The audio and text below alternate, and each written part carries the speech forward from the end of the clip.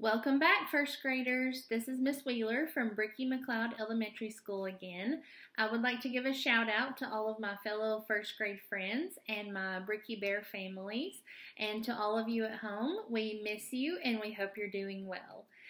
Today we're going to continue talking about geography and follow up on what we did last week and continue with another task at the end.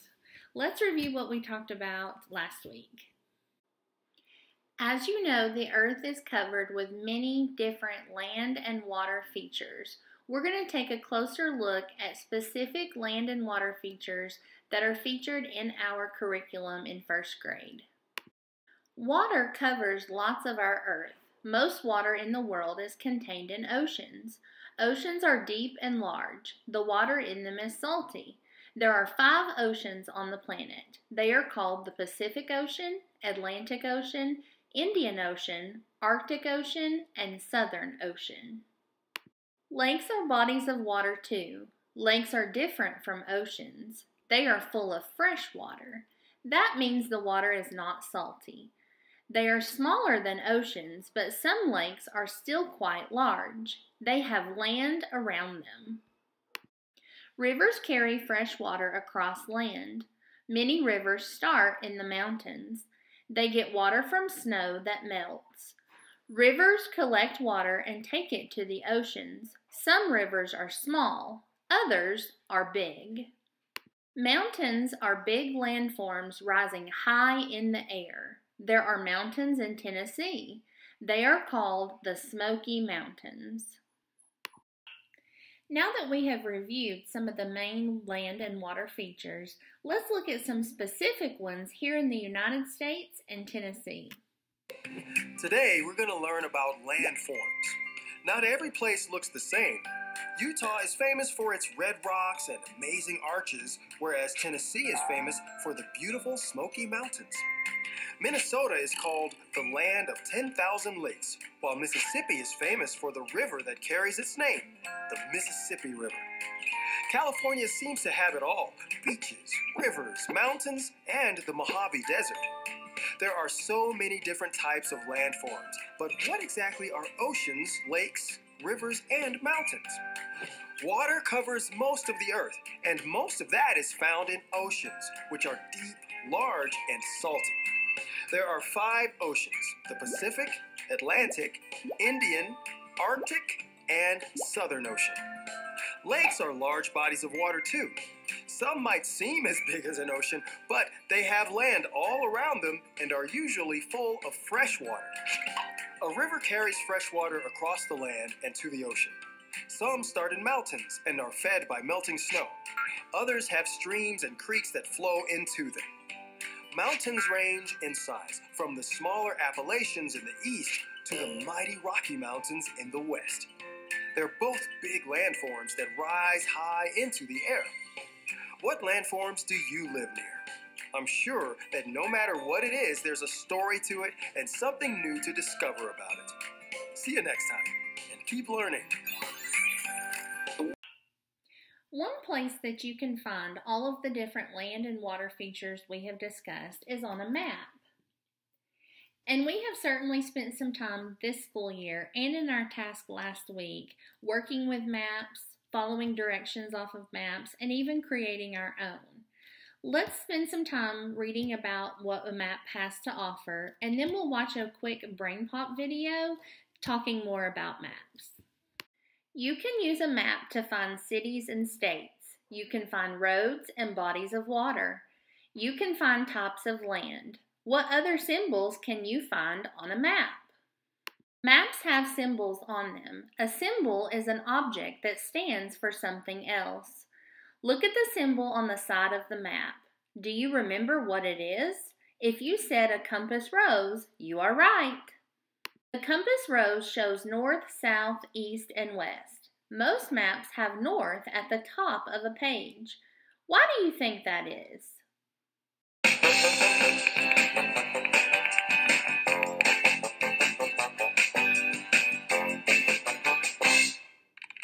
Cool. We just got an invitation to Becca's party. The party will be at Madison Park. Uh, yeah, I'm not sure where that is either. We better look at a map. What is a map? A map is a tool that shows details about an area. A map can show continents or countries. It can also show states or towns and cities. Maps can show streets and roads and landmarks that make a place special. A globe is a map on a round model that shows places all over Earth. Precipitation maps show how much rainfall or snowfall an area gets. Transportation maps show subway or bus routes. Landform maps can show mountains, deserts, or plains. Natural resource maps show resources like coal, oil, or minerals. And there are population maps that can show you how many people live in a place. Maps can help you find your way around, too. Maps use symbols, and the map key tells you what they mean. Not exactly, Moby. What is a map key? A map key is a chart that explains what symbols mean on a map. It's also called a legend. This is a map of New York, and here's the map key. On this map, a black dot stands for a city. A star stands for the state capital. An airplane stands for an airport. And lines stand for highways and roads. There are also other symbols that stand for bodies of water, parks or forests, and mountains. Oh, and a star inside of a circle stands for the country's capital. Maps can have different symbols, so it's important to always look at the key. That's a compass rose. But what does a compass rose do? A compass rose is a tool that shows north, south, east, and west on a map. It helps you find your way and understand directions to and from places. Let's see. We're here at school. If we go north, we'll get to the museum. If we go west, we'll get to City Hall.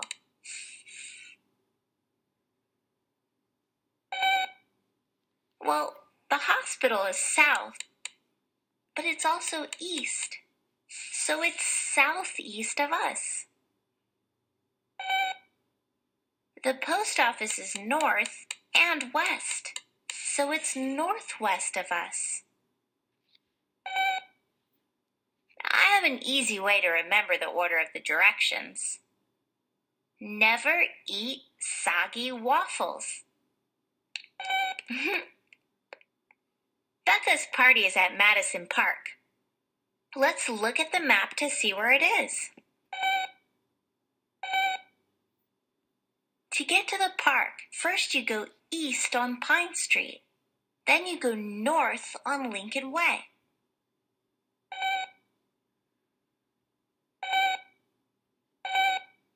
Right, Moby. There are different ways to get to the park.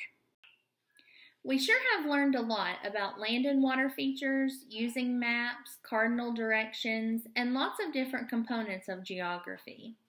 Last week in your optional task for geography, you were given 2 different assignments that you could do. Let's take a look at those now. The first one was a page called Neighborhood Maps. On the top, you were given some statements that you should have filled in the cardinal directions, north, south, east, or west, to correctly complete the statement. The first one said, if you walk from the supermarket to the library, you will travel west.